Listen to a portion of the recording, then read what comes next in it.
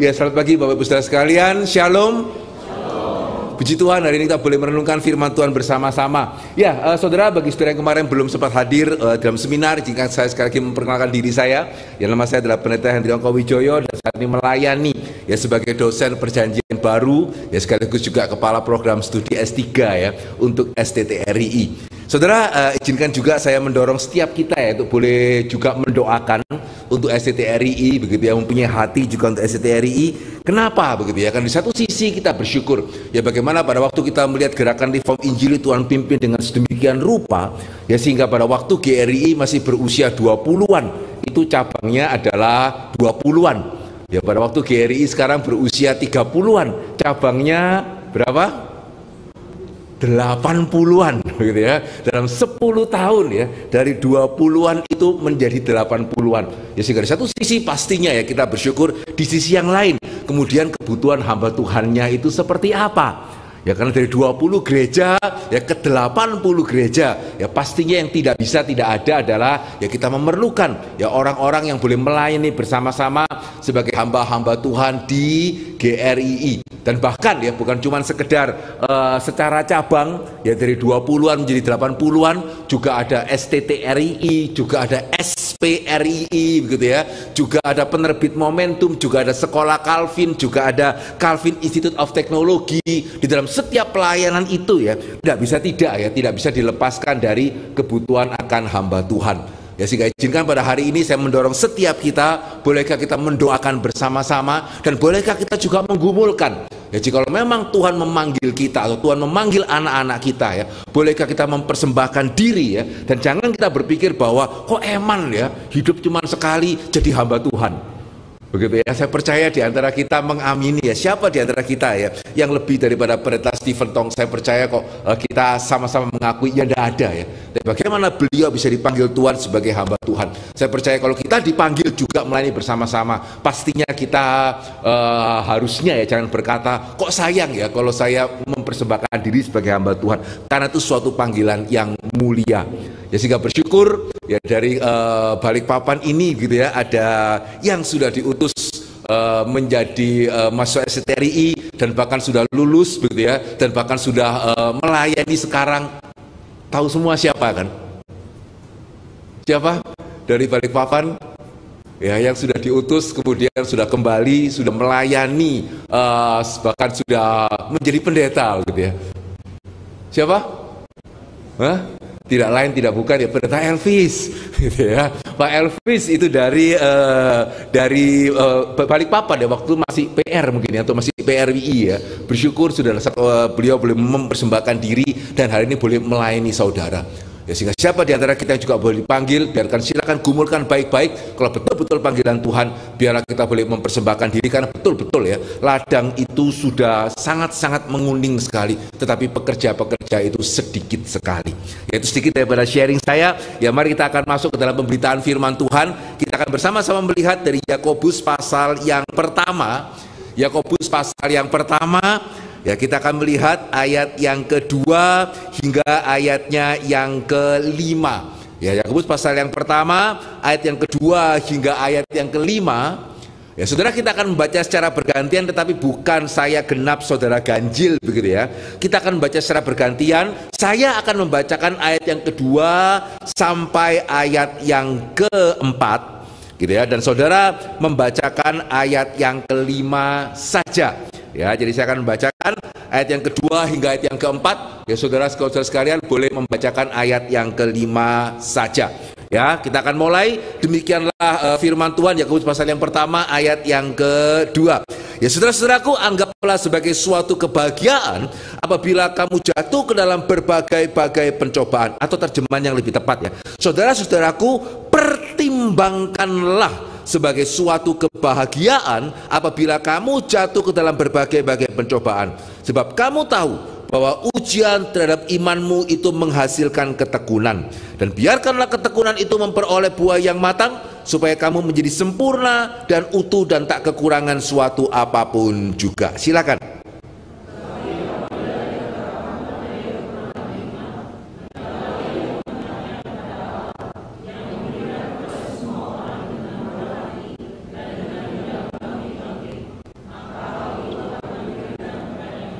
Ya, biar Alkitab kita boleh tetap terbuka ya, nanti kita akan melihatnya kembali. Mari sekali kita akan masuk dalam doa. Dalam kerajaan surga, bersyukur dan berterima kasih sekali lagi ya Tuhan untuk apa yang boleh kami baca pada pagi hari ini, dan kalau sebentar kami akan merenungkannya. Kami sungguh berdoa, pakailah hamba-Mu sekali lagi ya Tuhan di dalam segala keterbatasannya, dan nyatakanlah kiranya apa yang menjadi kehendak Tuhan bagi setiap kami di tempat ini. Bila kami sungguh-sungguh ya Tuhan boleh diperlengkapi oleh kebenaran firman-Mu, dan kami sungguh boleh bertumbuh, kami boleh berbuah ya Tuhan, dan kami boleh semakin beriman dan percaya kepada Tuhan. Terima kasih ya Tuhan, sekali lagi kami menyerahkan seluruh pemberitaan firman Tuhan ke dalam tangan pimpinan dan penyertaan Tuhan. Di dalam nama Yesus kami berdoa dan kami bersyukur. Amin.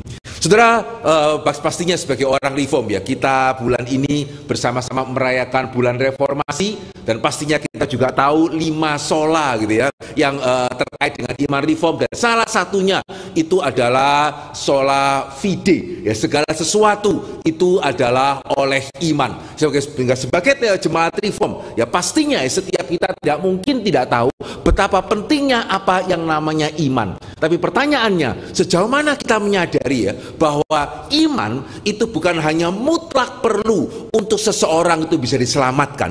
Ya, tidak ada keselamatan yang lain selain keselamatan oleh iman, sola fide ya. Tapi sejauh mana juga kita menyadari iman itu juga mutlak perlu di dalam kita mengisi keselamatan kita. Ya saudara, tanpa kita sadari ya, sering kali ya kita itu mungkin menyamakan iman itu dengan kemerdekaan. Begitu ya. Ya, apa persamaan antara iman dengan kemerdekaan? Ya, kemerdekaan itu ya mesti bagaimana kita perjuangkan, tapi setelah kita dapatkan ya sudah, kemerdekaan itu ya sudah, tinggal bagaimana kita mengisinya. Ya, saya percaya kita tidak pernah ya sebagai bangsa, bagaimana ya kita bisa semakin memperluas kemerdekaan kita. Waktu namanya menjajah negara lain itu. Begitu ya. Ya, sehingga kalau kemerdekaan ya sudah, kita dapat kemerdekaan 17 Agustus, tanah air kita berapa begitu ya. Ya sudah, bagaimana kita tinggal mengisinya. Ya, sehingga saudara, kalau saya boleh mengatakan ya, kadang-kadang orang Kristen itu bisa memandang iman itu seperti itu.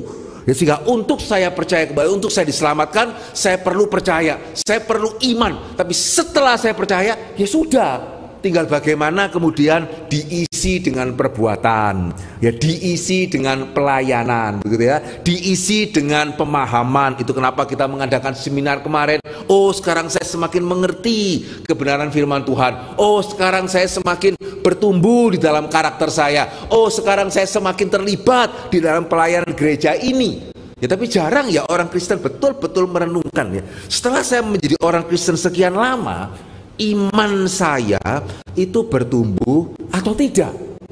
Begitu ya. Lebih gampang sepertinya kalau kita bertanya, setelah sekian lama saya menjadi orang Kristen, apalagi di dalam jemaat gereja Reform Injili begitu ya, pemahaman saya, pengertian saya bertumbuh atau tidak? Begitu ya. Yang kedua ini kita akan bisa menjawab dengan lebih mudah kan? Ya, pelayanan saya kira-kira bertumbuh atau tidak? Ya, ketimbang iman saya bertumbuh atau tidak. Jarang orang Kristen sungguh-sungguh memikirkan mengenai pertumbuhan iman. Ya, karena tadi ya, tanpa sadar kita berpikir, ya iman itu seperti kemerdekaan. Setelah merdeka ya, masa mesti menjajah negara-negara lain supaya kita lebih luas? Ya tidak. Ya, tinggal bagaimana kita mengisinya dengan pembangunan dan seterusnya. Ya, sehingga saudara, meskipun ya kita tahu ya bahwa iman itu adalah satu-satunya jalan untuk keselamatan, tapi kita mesti membedakan antara iman dengan keselamatan. Ya, sih kalau mau dikatakan yang seperti kemerdekaan itu apa? Keselamatan. Nah, itu betul. Ya, sehingga keselamatan itu seperti kemerdekaan. Setelah kita selamat ya tidak bisa tanya bagaimana supaya saya lebih selamat. Ya tidak bisa. Begitu ya, setelah saya selamat ya sudah saya selamat. Nah, sekarang tinggal bagaimana mengisinya. Tetapi iman itu bukan seperti itu. Iman justru itu yang diperlukan, bukan cuma untuk kita selamat ya, tapi iman itu yang diperlukan untuk kita mengisi keselamatan kita. Ya, sehingga apa yang membedakan ya satu orang Kristen dengan orang Kristen yang lain? Ya, kalau di antara kita sederhananya ya, apa yang membuat Pendeta Stephen Tong begitu berbeda dari setiap kita?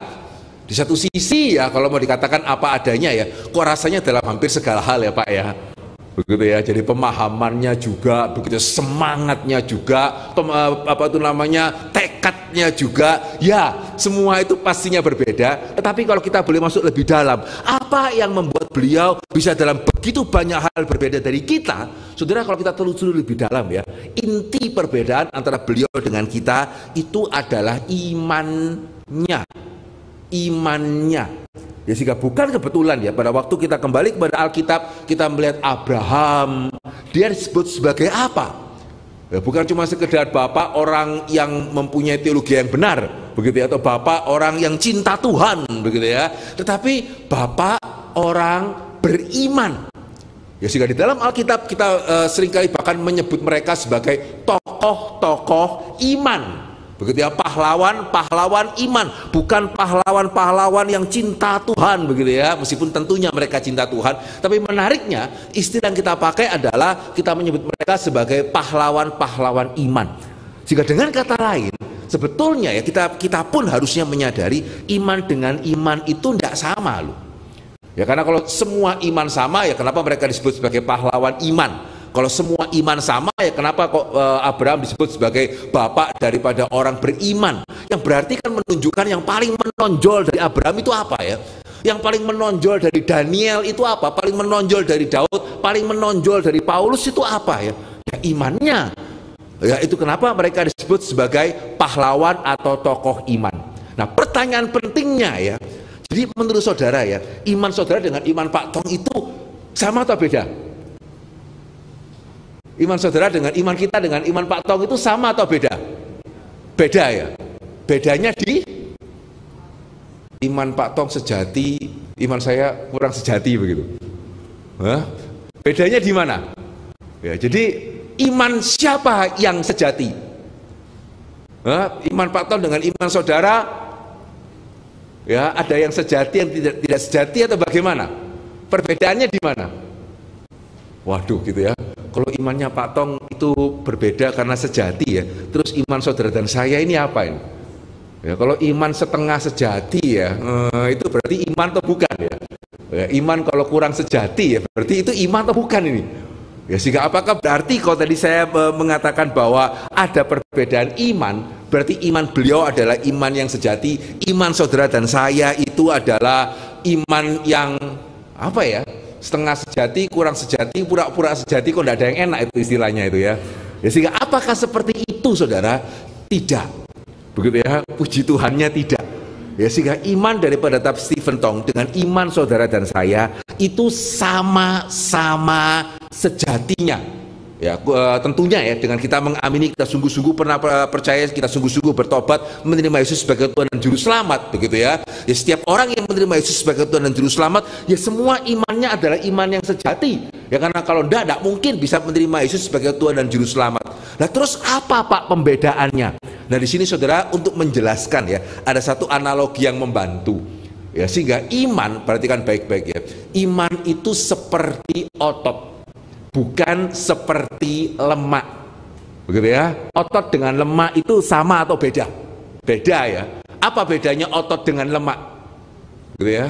Bedanya adalah lemak itu saudara tinggal isi saja jadi itu. Amin. Ya, itu kenapa mesti hati-hati di dalam mengisi ya, gitu ya. Tapi kalau otot, bagaimana supaya jadi? Satu, jelas harus diisi.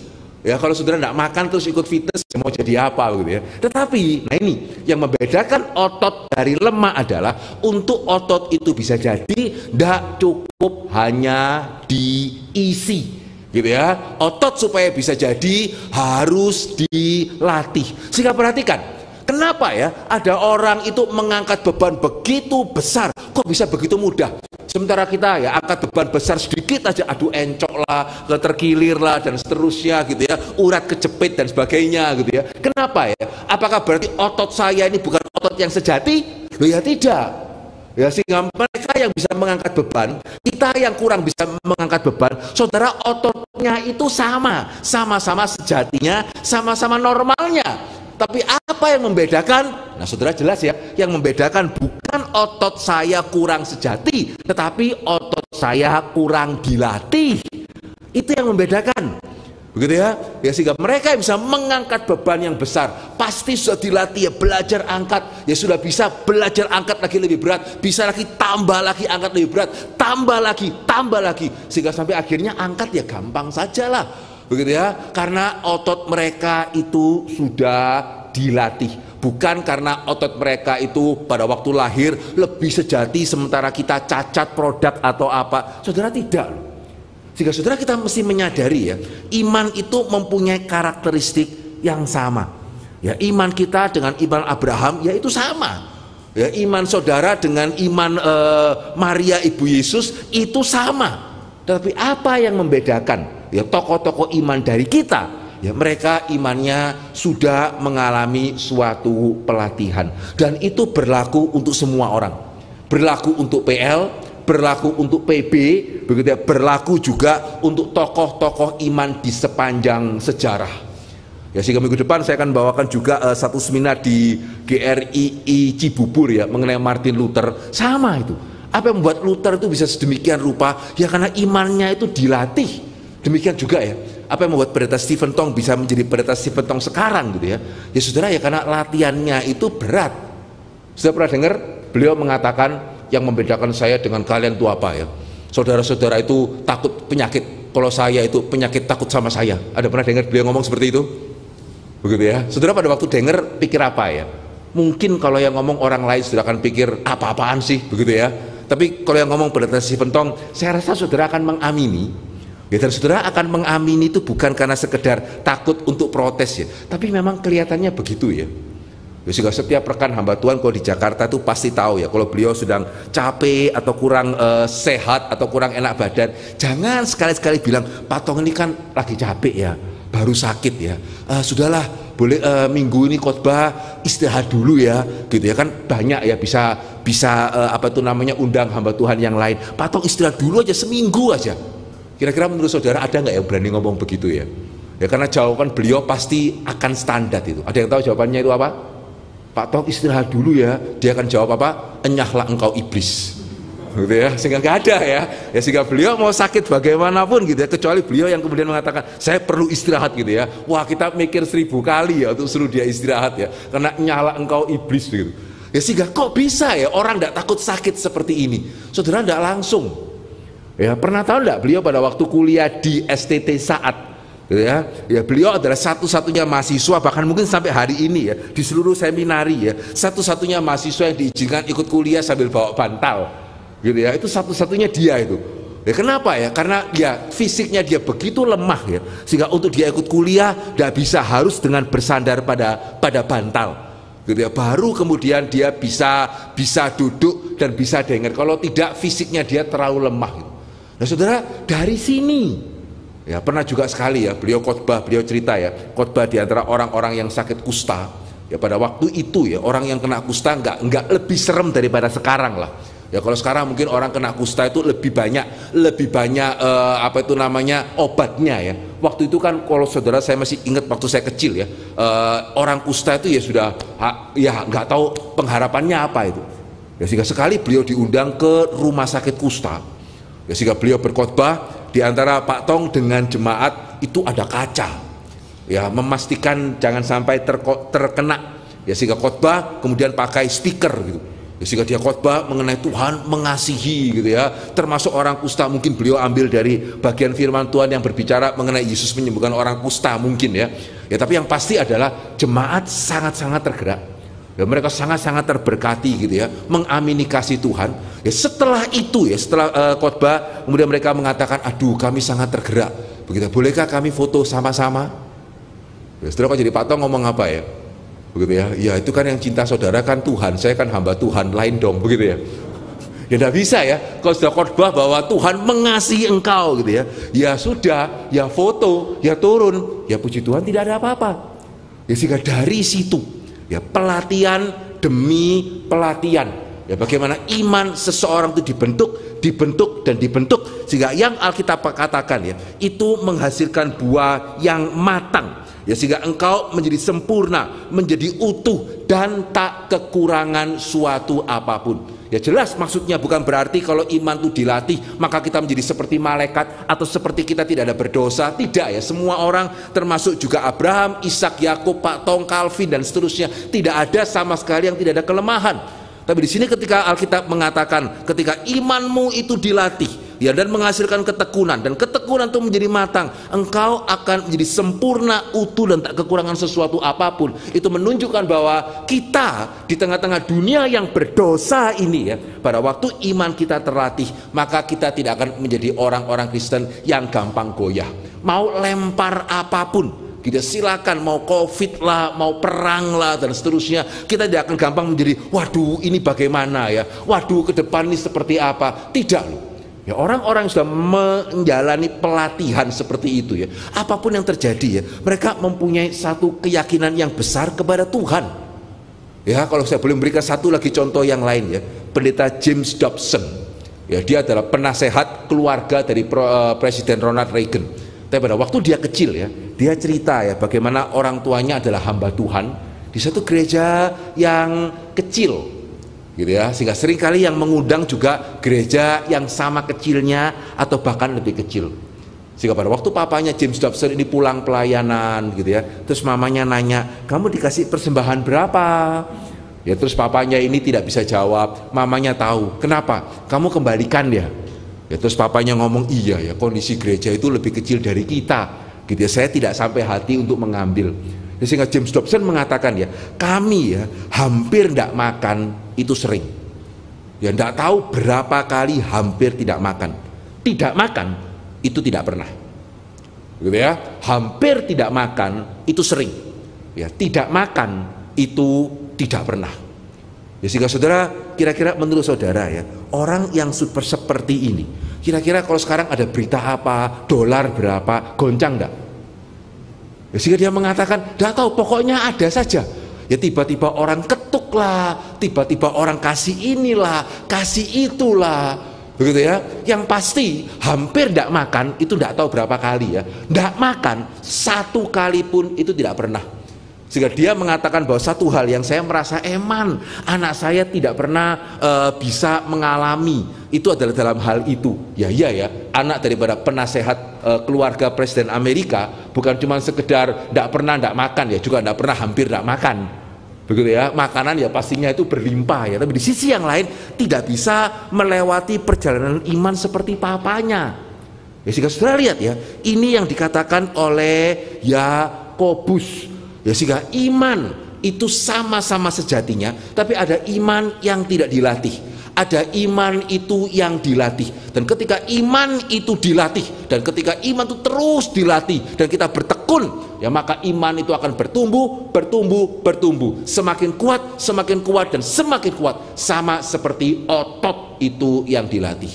Sehingga saudara, karena dasar ini, ya sekali lagi ya, karena dasar ini, itu kenapa Yakobus mengatakan pertimbangkanlah sebagai suatu kebahagiaan apabila kamu jatuh ke dalam berbagai-bagai pencobaan.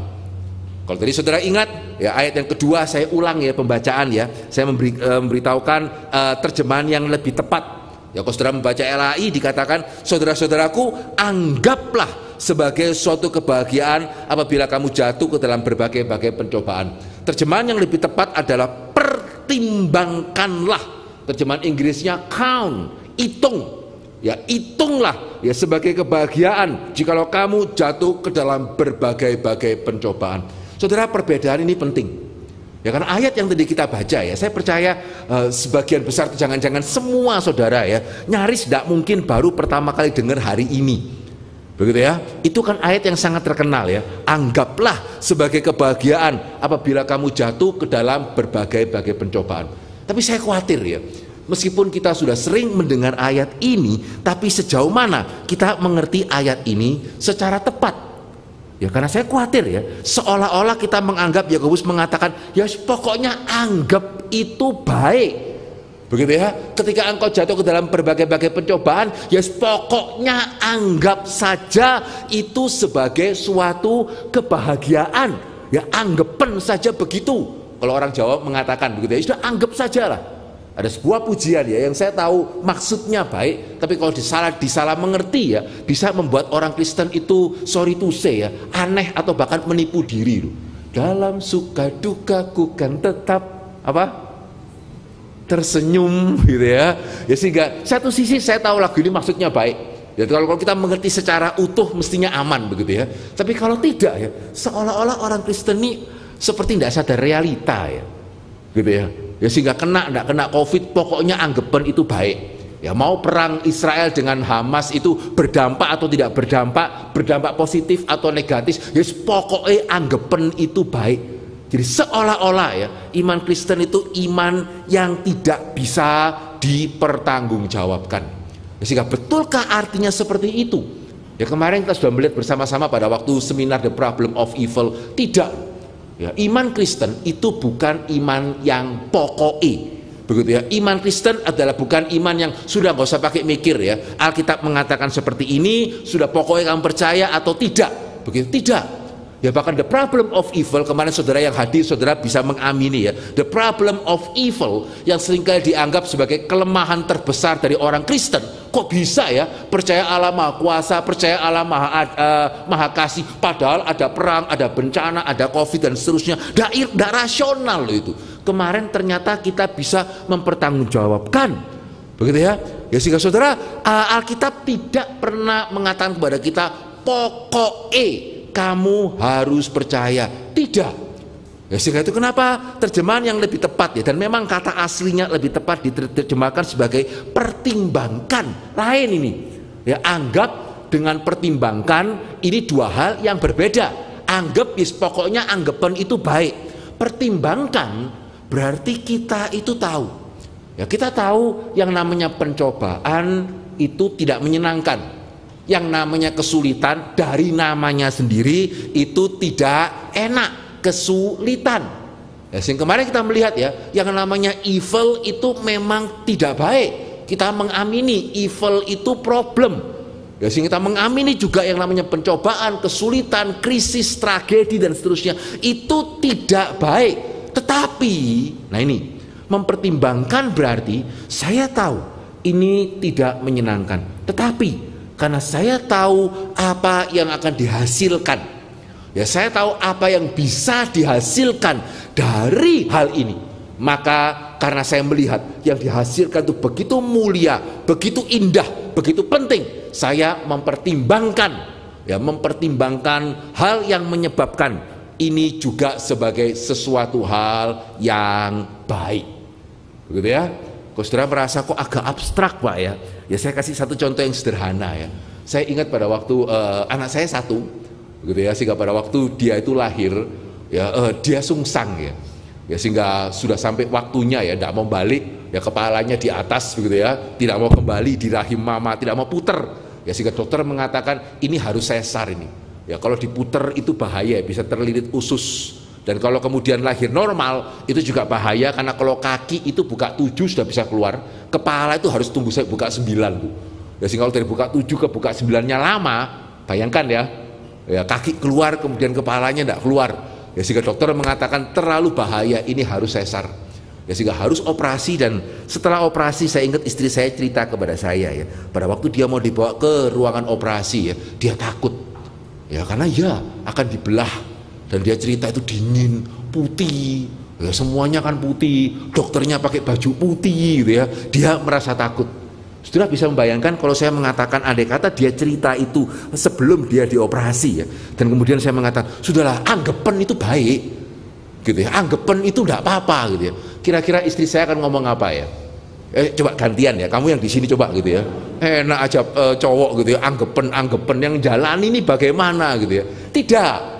Ya, sehingga hari ini ya kedokteran mau secanggih seperti apa gitu ya, siapa bisa mengatakan bahwa proses operasi pasti 100% berjalan dengan baik? Tidak ada loh, ini fakta loh ya. Jadi sekali lagi ya, kekristenan tidak menyangkali fakta, begitu ya, ini fakta ya. Hari ini dengan segala kecanggihan teknologi kedokteran tidak pernah bisa loh kita mengasumsikan 100% kelahiran itu aman. Sampai hari ini tetap ada kemungkinan ya proses kelahiran itu taruhannya nyawa itu sampai tahun 2023 itu. Ya, sehingga setiap orang yang mempunyai anak tahu ya, ini resikonya besar. Pertanyaannya, kenapa kok tetap mau punya anak? Begitu ya. Kenapa kok tetap mau melahirkan? Kenapa tetap mau hamil? Kenapa? Sudah tahu resikonya seperti itu ya. Sudah tahu itu bahaya. Sampai sekarang pun tetap taruhannya nyawa. Kenapa kok mau punya anak? Nah, saudara, ini jawabannya. Karena kita mempertimbangkan. Begitu ya, bukan karena kita tidak menyadari risikonya, tapi kita menyadari bahwa dari risiko ini seorang anak itu dilahirkan, dan kita mempertimbangkan arti nilai seorang anak ini worth, ini layak untuk kita mengambil semua risiko yang kita tahu bukannya tidak ada. Nangkep maksudnya? Ya, sehingga itu yang Alkitab katakan, pertimbangkanlah. Betul ya, pertimbangkanlah. Ya, karena memang hasilnya itu baik. Ya, bukan karena pencobaannya itu sendiri baik, bukan berarti kemudian melahirkannya itu sendiri pasti aman, tidak.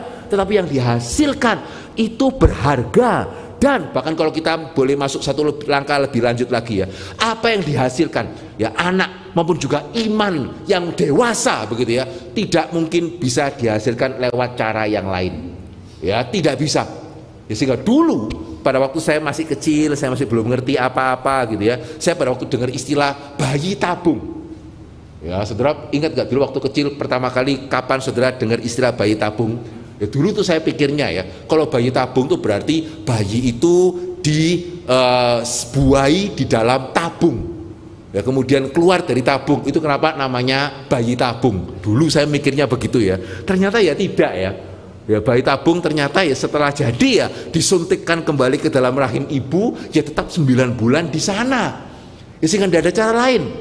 Ya, sehingga saya percaya ya, kalau ada cara lain untuk kita bisa mempunyai anak tanpa harus mengambil resiko melahirkan, tanpa harus bersusah-susah, ada yang harus bed rest sekian bulan, tidak bisa gerak tidak berani gerak karena pendarahan dan seterusnya. Kalau ada cara lain untuk mempunyai anak, saya percaya kita akan nabung, kita akan ambil cara yang lain.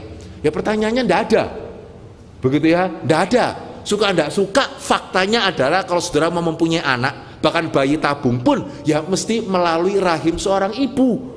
Ya, sehingga itu kenapa hari ini ya, ketika dokter mengatakan wah puji Tuhan begitu ya, ada kandungan, ya kita bersuka cita. Pada waktu kita tes, wah ternyata positif gitu ya, meskipun kita tahu risikonya, ya kita tidak tahu nanti kesulitannya apa saja begitu ya, tetap kita bersyukur kepada Tuhan ya, karena melalui semua proses ini seorang anak yang berharga itu dilahirkan. Jika sama saudara, iman tidak bisa bertumbuh melalui cara yang lain. Kalau bisa, ya pastinya ya kita akan ambil cara yang lain. Faktanya nggak ada. Saudara lihat Daniel, saudara lihat Abraham, ya saudara lihat Daud, saudara lihat Paulus, saudara lihat itu Petrus, saudara lihat tokoh-tokoh sejarah ya, Martin Luther, Augustinus, Patong, John Wesley dan seterusnya gitu ya. Kesamaannya apa? Ya susah itu.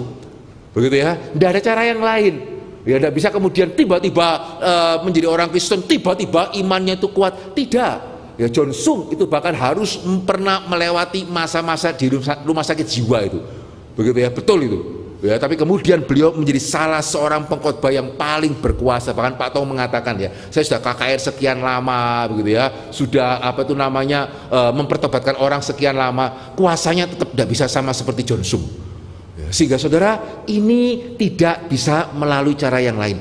Ya, iman sekali lagi seperti otot. Ya, iman timbul dari pendengaran. Itu kenapa dalam teologi reform ya, pendengaran itu penting, firman Tuhan itu penting, pembinaan itu penting. Karena iman timbul dari pendengaran, pendengaran dari firman Tuhan. Ya, otot tidak bisa jadi kalau saudara tidak makan. Begitu ya, iman juga tidak bisa jadi kalau saudara tidak mendengarkan kebenaran firman Tuhan. Tapi juga jangan naif. Ya, jangan naif dan berpikir bahwa hanya dengan saya mendengarkan, hanya dengan saya merayakan bulan reformasi gitu ya, maka iman saya seperti Luther. Ya enggak. Gitu ya. Ya, sehingga iman itu timbul dari pendengaran. Iman itu didewasakan melalui penderitaan. Jalannya seperti ini mulai dari perjanjian lama, perjanjian baru, sepanjang sejarah gereja jalannya seperti ini. Iman timbul dari pendengaran, iman dibentuk, dikuatkan, didewasakan itu melalui segala kesulitan yang kita harus jalani.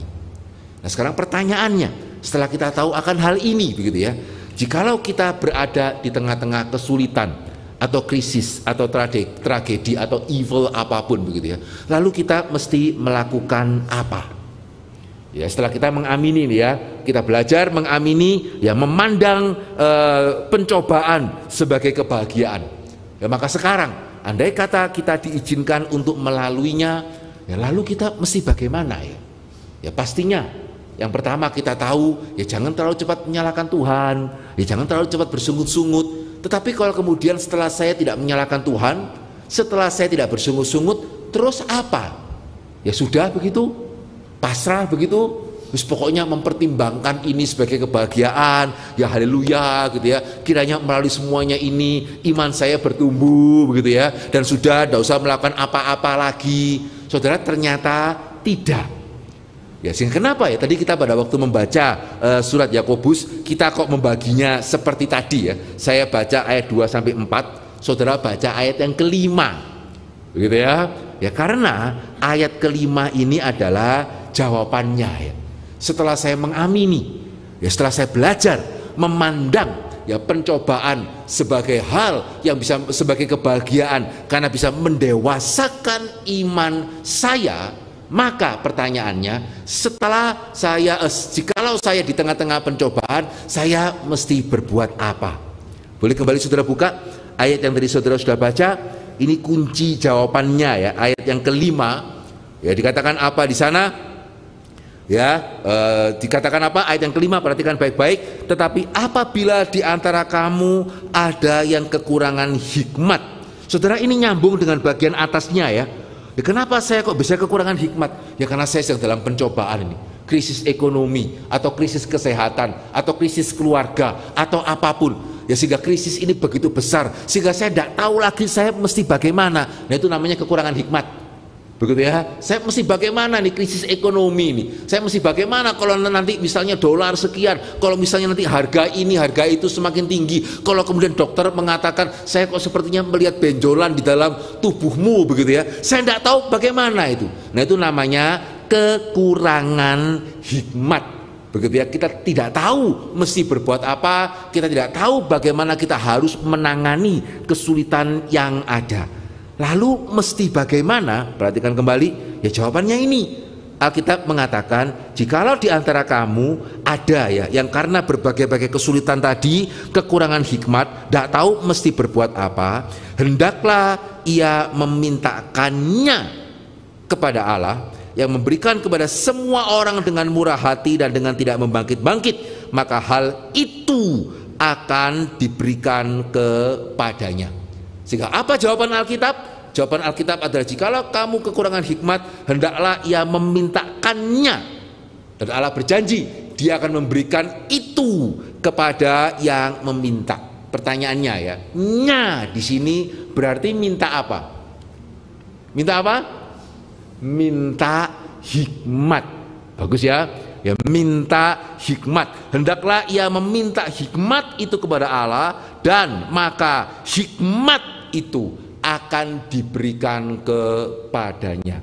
Saudara, kenapa saya secara khusus menekankan aspeknya ini ya, hikmat ini ya?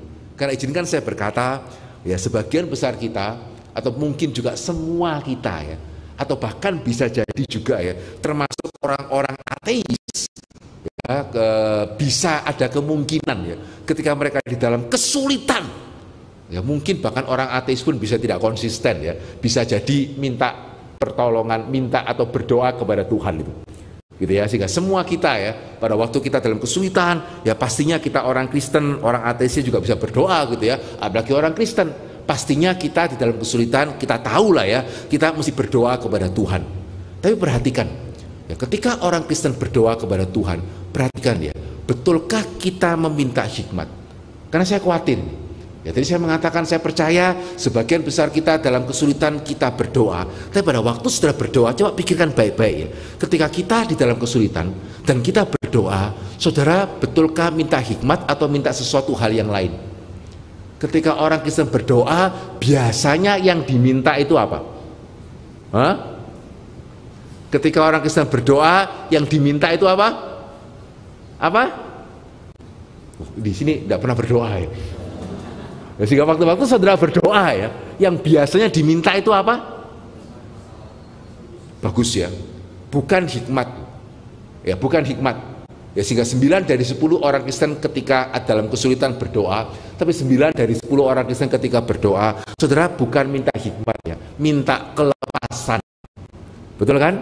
Tuhan ubahkanlah suami saya. Ya, Tuhan ubahkan anak saya. Kenapa kok tidak mau nurut ya Tuhan? Tuhan bekerja dalam hati anak saya. Tuhan lepaskan saya dari masalah ekonomi. Tuhan angkatlah penyakit saya. Apa persamaan dari semua permintaan doa tadi? Persamaannya satu kan? Saudara minta kelepasan. Saudara berharap dengan saudara berdoa besok buka mata, loh suami saya kok berubah ya? Tuhan bekerja dalam hatinya, haleluya gitu ya. Loh istri saya kok lain ya? Oh anak saya kok nurut ya? Waduh, kita tiba-tiba mengatakan, wah kok penyakitmu tidak ada ya? Gitu ya. Itu saudara perhatikan ya. 9 dari 10 orang Kristen ketika berdoa tidak meminta hikmat.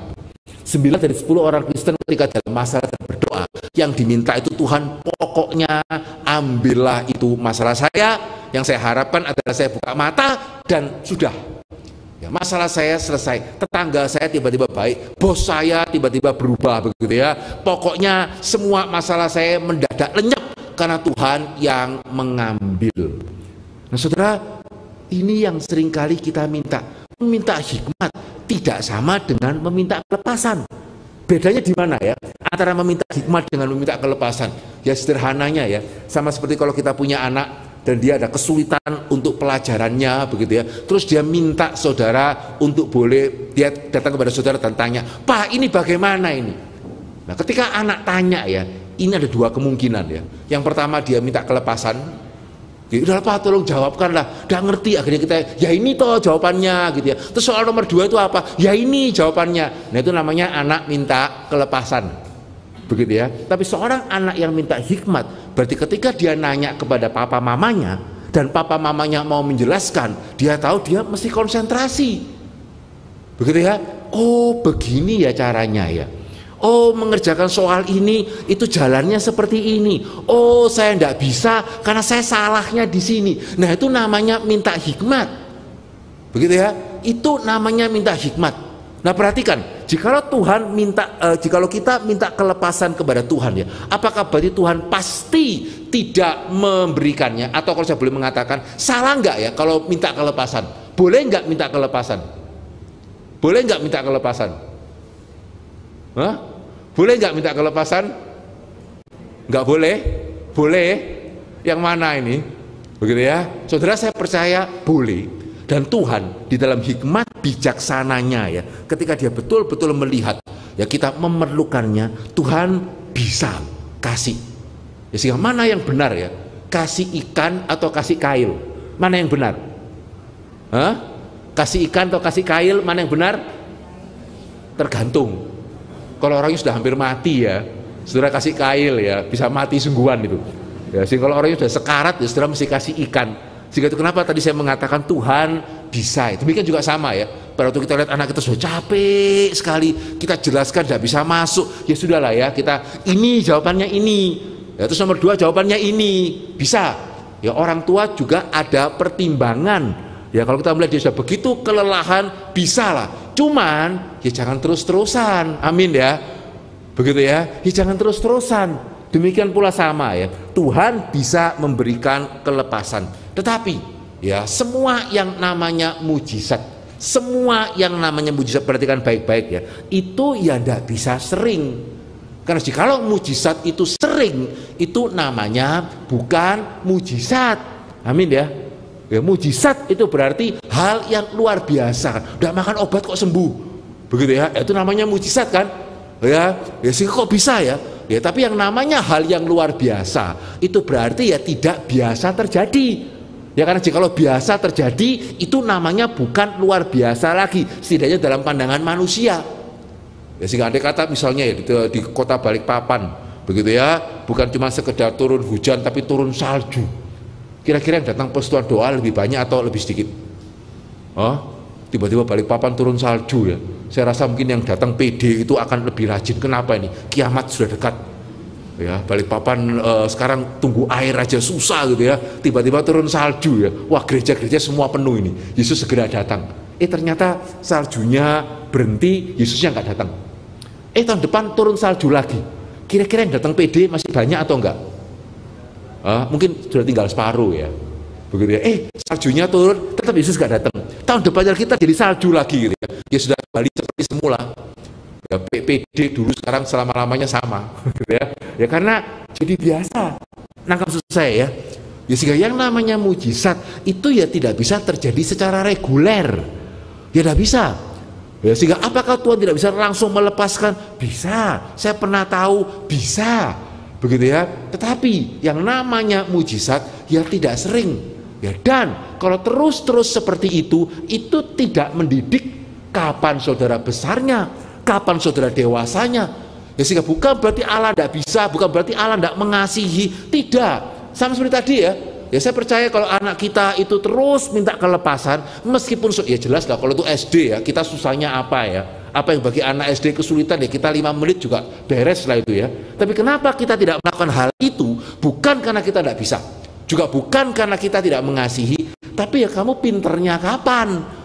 Kalau setiap kali tidak bisa minta kelepasan, setiap kali tidak bisa papa, setiap kali tidak bisa mama, nah terus kamu lulus kamu bisa apa?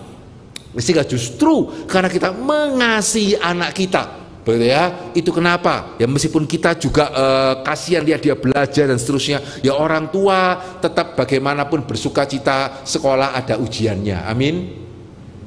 Banyak mahasiswa itu kenapa aminnya sedikit ya, gitu ya. Ya tapi kalau orang nanti saudara jadi orang tua ya, sekolahkan anak di sekolah yang tidak ada ujiannya atau sekolahkan anak di sekolah yang ada ujiannya, begitu ya. Sekolahkan anak yang pokoknya naik, gitu ya, atau sekolahkan anak yang ada ujiannya sebelum naik. Saya kok percaya loh. Ya, setiap orang tua akan mengatakan yang ada ujiannya pak, lu kurang cinta anak. Ya tidak, karena itu satu-satunya cara, nggak ada cara yang lain. Ya itu satu-satunya cara kalau kita mau apa yang Tuhan sudah kasih itu bisa bertumbuh dan bisa menjadi dewasa. Nah saudara di sini bedanya ya. Ya sehingga jangan hanya meminta kelepasan. Saya tidak mengatakan saudara sama sekali tidak boleh minta kelepasan loh ya. Tapi kalau itu ya satu-satunya yang saudara minta, saudara ya mungkin mesti perlu siap-siap kecewa sih. Begitu ya. Dan saudara pada waktu kecewa harap diingat ya, bukan karena Tuhan tidak mengasihi, bukan karena Tuhan tidak berkuasa, tapi itu menunjukkan kita tidak mau bertumbuh. Pokoknya maunya enak, pokoknya maunya masalah itu dilepaskan. Nah Tuhan tidak menghendaki seperti itu. Ya sehingga yang Tuhan janjikan adalah jikalau engkau meminta hikmat, berarti kan baik-baik, ini janji Tuhan yang indah ya. Jikalau engkau tidak hanya meminta kelepasan ya, jikalau engkau meminta hikmat, maka janji Tuhan ya Allah akan memberikan kepada semua orang. Ya kalau tadi saya mengatakan Tuhan bisa memberikan kelepasan, tapi mungkin 101, mungkin 1001. Tapi kalau orang Kristen meminta hikmat, Tuhan berjanji apa ya? Tuhan akan memberikan kepada semua orang yang meminta hikmat dengan murah hati dan dengan tidak membangkit-bangkit. Ini janji Tuhan. Ya, janji Tuhan ya. Kalau saudara meminta hikmat, ya Tuhan akan memberikan kepada semua orang ya dengan murah hati dan dengan tidak membangkit-bangkit. Nah kembali ini ya, terjemahan Indonesia ada sedikit kesulitan ya, karena terjemahan kata Yunaninya itu sebetulnya jauh lebih mengena, tapi memang sulit untuk diterjemahkan. Ya sehingga dalam hal ini ya terjemahan LAI itu murah hati itu tidak salah, tetapi kurang bisa mewakili arti dari kata aslinya. Ya, sehingga kata aslinya ya, kalau saya boleh terjemahkan secara apa adanya, dan saudara akan tahu ya kenapa kok LAI tidak menerjemahkan seperti ini. Ya karena kata aslinya itu artinya adalah Tuhan akan memberikan tanpa pakai mikir. Bisa kebayang ya kalau LAI menerjemahkan maka Tuhan akan memberikannya tanpa pakai mikir. Begitu ya, susah ya. Itu kenapa LAI menerjemahkannya Tuhan akan memberikan dengan murah hati. Tidak salah ya, tapi tetap sense-nya agak beda. Ya, memberikan tanpa pakai mikir itu contohnya ya, kalau misalnya saudara sudah kasih seorang anak uang jajan, bulan depan atau bahkan minggu depan minta lagi, ya. Saudara bagaimana? Ya, saudara kan mulai menginterogasi kan, mama baru kasih, ya sekarang sudah minta lagi, itu uangnya kamu buat belikan apa itu? Tapi perhatikan ya, kalau dia minta uang sekolah, saudara reaksinya bagaimana? Ya langsung kasih, tidak pakai mikir. Nah itu artinya, betul ya, saudara gak akan mengatakan, kan bulan lalu sudah bayar, kenapa sekarang bayar lagi, begitu ya? Ya enggak. Ketika anak minta uang sekolah, saudara kasih tanpa pakai mikir. Atau ketika anak saudara minta makan, begitu ya, kan tadi pagi sudah makan, ya juga enggak. Ya saudara kasih tanpa pakai mikir. Nah itu saudara, itu artinya indah ya, begitu ya. Ya sehingga sama kan kalau anak kita tadi ya, Pak tolong saya ajari, itu saudara lihat anak saudara konsentrasi ketika saudara ngajari, saudara akan fokus ngajari loh, gitu ya. Nah itu artinya ya, ya itu kata asli yang dipakai oleh Yakobus ya. Jikalau engkau meminta hikmat, maka Tuhan akan memberikannya, Tuhan akan memberikannya selangsung itu, gitu. Tuhan akan pimpin kamu, ya Tuhan akan memberikannya dengan murah hati. Dan yang kedua dikatakan di sana, Tuhan akan memberikannya tanpa membangkit-bangkit. Nah tanpa membangkit-bangkit ini juga kata aslinya agak susah diterjemahkan ya. Ya maksudnya adalah Tuhan akan memberikannya tanpa mengungkit-ungkit. Maksudnya apa? Ya maksudnya tadi ya, kembali ke contoh tadi ya, saudara ajari anak saudara, ya terus dia, oh bisa, besoknya dia tanya lagi, begitu ya. Sehingga mungkin kalau saudara pas capek ya, ketika anak saudara tanya pertanyaan yang sama, kita manusia bisa agak emosi ya. Kok tidak ngerti-ngerti sih? Kan Bapak sudah jelaskan, kenapa kamu kok nanya lagi pertanyaan yang sama? Nah itu namanya membangkit-bangkit. Kan Papa sudah jelaskan, kenapa sekarang kok tanya lagi, mengungkit-ungkit yang dulu. Jika pada waktu Alkitab mengatakan ya, ketika kita minta hikmat, Tuhan memberikan dengan tidak membangkit-bangkit. Saudara puji Tuhan, itu Anda akan mengatakan, kamu tuh Kristen berapa lama? Di GRI itu loh berapa lama? Ikut pembinaan berapa banyak? Begitu ya. Masa gitu aja tidak ngerti? Tidak loh. Ya jika pada waktu seseorang kekurangan hikmat dan dia memintakannya kepada Allah, Tuhan berjanji, Tuhan akan memberikannya, begitu ya, dengan kemurahan hati dan dengan tidak membangkit-bangkit.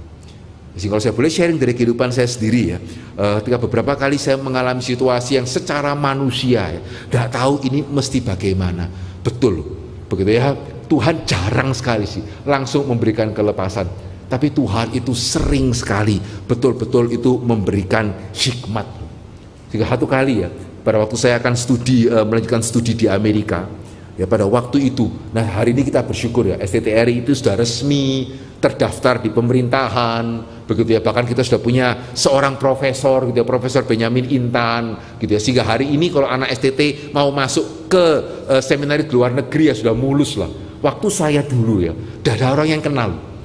Ya, sehingga pada waktu saya mendaftar di Amerika ya, di salah satu seminari, mereka tidak tahu, kan waktu itu di pemerintahan juga belum terdaftar, begitu ya. Ya sehingga pada waktu mereka mengatakan ini dari seminari mana. Ya, sehingga saya sudah ambil MDiv itu di institut, waktu itu kan namanya masih Institut Reform ya, sekarang STTRI kan. Pada waktu saya mendaftar di Trinity Evangelical Divinity School, dan mereka mengatakan ini tidak bisa, ini kamu mesti ngulang. Waduh, saya pikir ya, dana saya cuma setahun. Ya saya rencana dari MDiv, saya mau ngambil MTH kalau ngotot itu setahun bisa.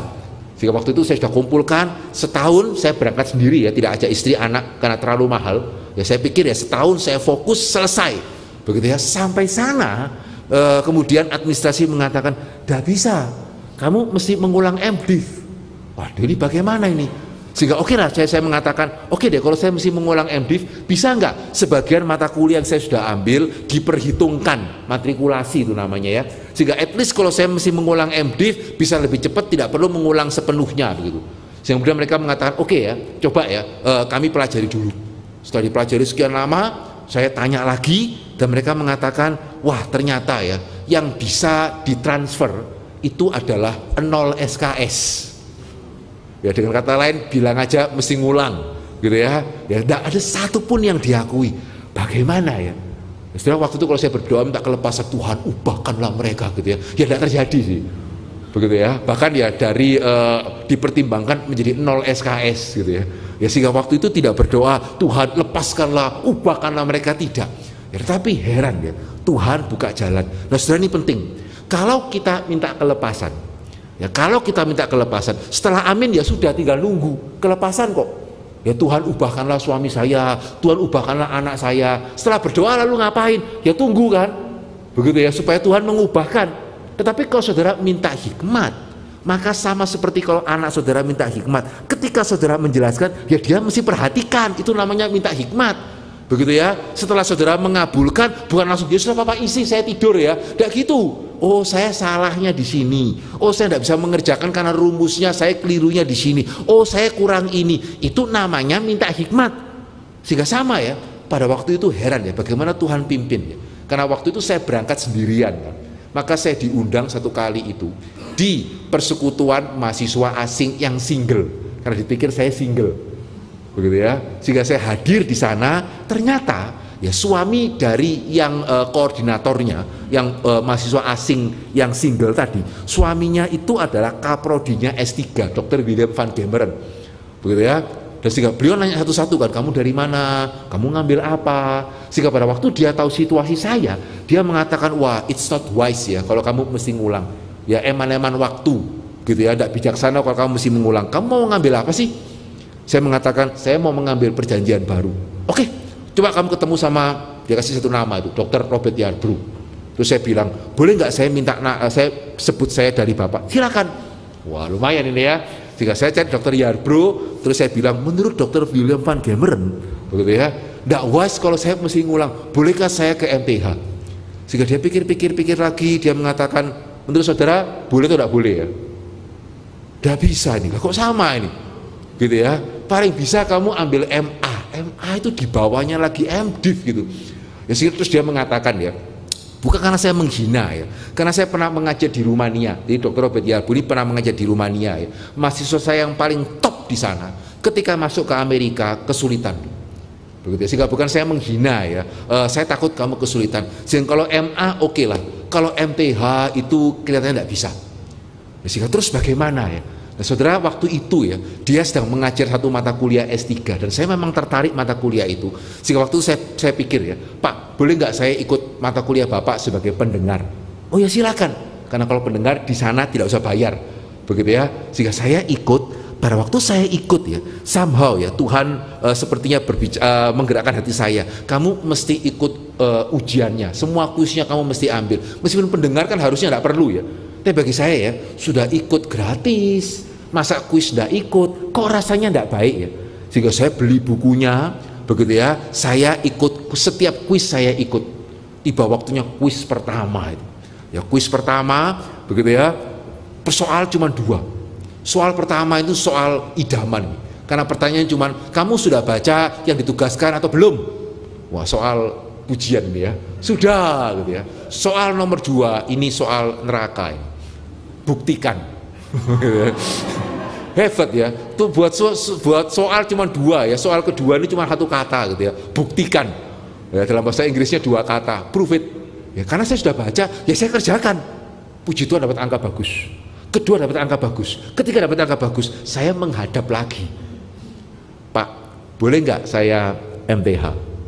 Terus dia ngomong, mulai oke lah gini aja ya, saya tunggu sampai kamu selesai semester pertama, kita lihat IP kamu berapa ya. Oke, setelah selesai semester pertama saya berikan dia IPK, dia lihat IPK saya, dia pakai banyak ngomong, saya masih ingat sekali itu ya, dia lihat IPK saya, dia pakai banyak ngomong, dia puter ke sebelah sini ada komputernya di sini, dia ketik rekomendasi ke admin, saya langsung MTH.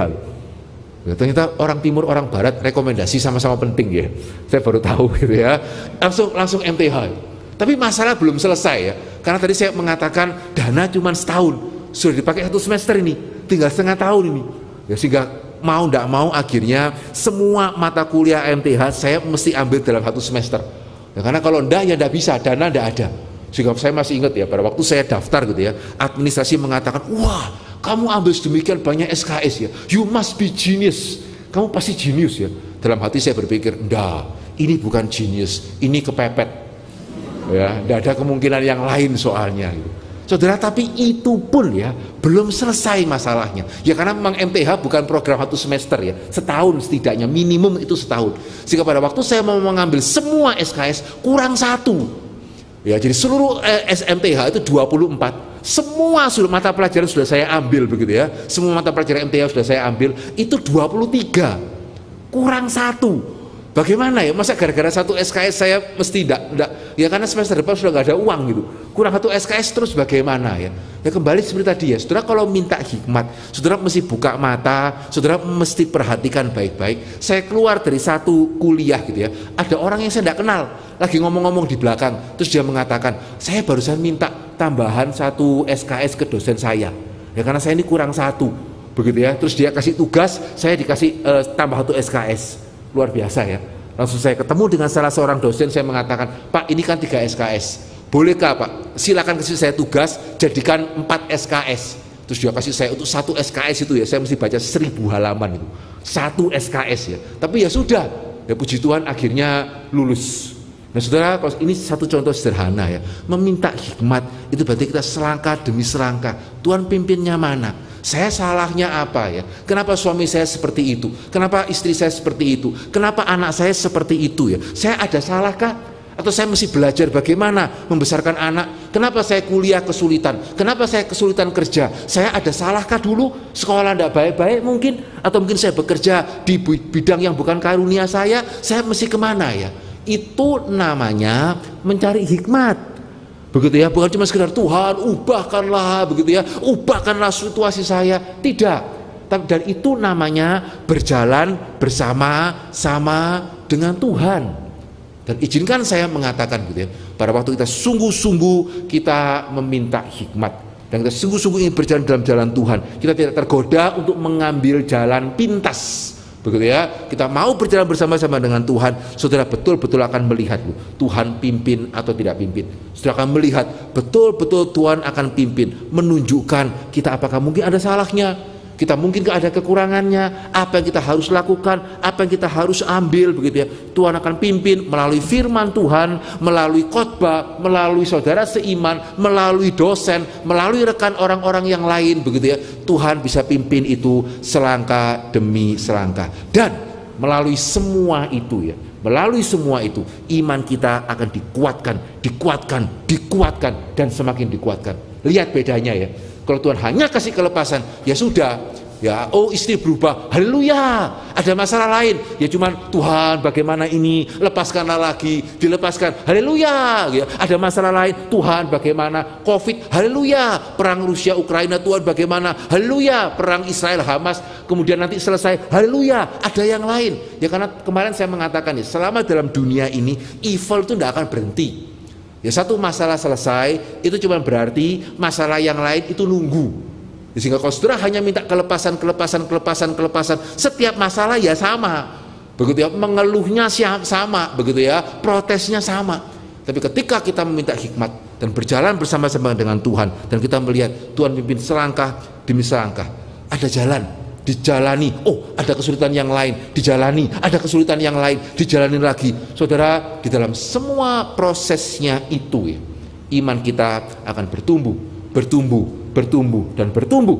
Ya sehingga pada waktu kita bertumbuh dan kita mengalami kesulitan yang sama, kekuatan kita itu akan berbeda dan kita bahkan bisa menjadi berkat untuk saudara-saudara seiman kita yang lain, bahkan untuk orang-orang yang belum percaya yang lain. Sehingga bolehkah hari ini kita bersama-sama merenungkan ya, menurut saudara iman itu sepenting apa? Serindu apa saudara untuk mau iman yang berharga yang Tuhan percayakan kepada kita? Jangan gitu-gitu terus. Jangan menjadi orang Kristen itu yang gitu-gitu terus. Begitu ya, imannya ya gitu. Ada masalah, protes, beres, puji Tuhan. Masalah lagi, protes, beres lagi, puji Tuhan. Ya gitu. Ya tahunan menjadi orang Kristen ya gitu. Puluhan tahun menjadi orang Kristen ya begitu. Betapa sayang ya. Ya justru karena iman kita itu sejati, justru karena iman kita berharga, betapa sayang kalau disia-siakan. Begitu ya. Kalau anak kita sudah lahir dengan keterbatasan fisik, dia tidak bisa berjalan, ya kita tidak akan latih dia berjalan. Tapi kalau kakinya normal, betapa sayangnya kalau nggak dilatih untuk berjalan. Betul ya.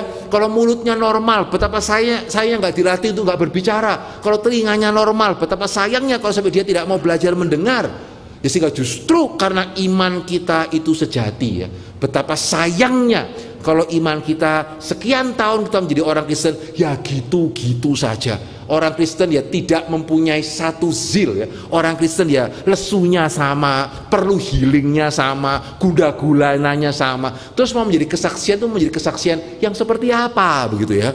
Ya sehingga masalah. Tapi sejauh mana kita rindu Tuhan, pertumbuhkan iman saya. Sejauh mana ya kita betul-betul ingin iman kita itu bertumbuh. Dan sejauh mana kita menyadari melalui kesulitan, melalui tantangan yang saat ini saudara sedang hadapi, itulah kesempatan. Ya, itulah kesempatan untuk iman kita yang berharga itu bisa bertumbuh. Sehingga bolehkah kita bukan hanya sekedar meminta kelepasan, bolehkah kita belajar meminta hikmat, dan bolehkah kita belajar untuk lebih mendengar lagi, lebih mendengar firman Tuhan, lebih fokus lagi, lebih konsentrasi lagi, lebih mencari apa menjadi pimpinan Tuhan. Dan saudara akan melihat Tuhan bisa memakai banyak hal untuk boleh memberikan hikmat kepada setiap kita dengan murah hati dan dengan tidak membangkit-bangkit. Puji Tuhan. Mari kita berdoa. Bapa dalam kerajaan surga, bersyukur untuk firman Tuhan yang boleh kami renungkan bersama-sama ya Tuhan pada pagi dan siang hari ini. Ampunilah kami ya Tuhan, kalau seringkali kami hanya ingin Tuhan membereskan semua masalah kami. Dan ampunilah juga kami ya Tuhan, kalau kami tidak menyadari betapa berharganya iman kami. Ampunilah kami kalau bahkan mungkin ya Tuhan, bukannya tidak mungkin, iblis mungkin lebih menghargai iman kami ketimbang iman kami sendiri, ketimbang kami sendiri ya Tuhan. Tuhan ajar kami menghargai iman yang Tuhan sudah percayakan kepada kami. Ajar kami supaya rindu menjadi orang Kristen yang boleh bertumbuh dan tidak menjadi orang Kristen yang begitu saja, yang mudah terombang ambing ya Tuhan, yang mudah menyalahkan Tuhan, yang mudah lesu, yang mudah tidak berpengharapan, mudah untuk putus asa ya Tuhan. Tolong kiranya ya Tuhan, supaya iman kami boleh melalui pertumbuhan, dan pimpin kami supaya kami sungguh-sungguh ya Tuhan boleh memohon hikmat daripada Tuhan, dan ajar kami peka, ajar kami mau mendengar, ajar kami mau konsentrasi, ajar kami mau belajar, baik ketika Engkau menyatakan kehendak-Mu melalui firman-Mu ya Tuhan, atau juga ketika Engkau menunjukkan jalan melalui berbagai cara yang lain. Terima kasih ya Tuhan, suara manusia sudah berlalu, tapi biarlah kiranya Roh Kudus Tuhan yang boleh terus bekerja dalam hati kami. Kuatkanlah iman kami, jadikan kami orang Kristen yang lebih sungguh-sungguh, jadikan kami orang Kristen yang lebih tegar, jadikan kami orang Kristen yang boleh menjadi berkat bagi orang-orang di sekitar kami. Di dalam nama Yesus kami berdoa dan kami bersyukur. Amin.